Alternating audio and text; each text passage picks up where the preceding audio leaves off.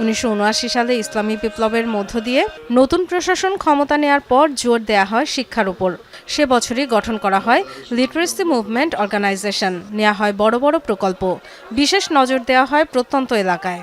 স্কুলের সংখ্যা বৃদ্ধি, প্রাথমিক ও মাধ্যমিক শিক্ষায় বিপুল বিনিয়োগ, শিক্ষাক্ষেত্রে নারী পুরুষ সমান সমান অংশগ্রহণের মধ্য দিয়ে কয়েক বছরের মধ্যেই আসে অভাবনীয় পরিবর্তন। সবচেয়ে এগিয়ে যায় নারীরা। 1979 সালের পর 140% বেড়েছে নারী শিক্ষার হার। ইউনেস্কো এবং বিশ্বব্যাংকের তথ্য অনুযায়ী 2022 সালে ইরানের 15 থেকে 24 বছর বয়সী মেয়েদের শিক্ষার হার দাঁড়ায় 98.93%।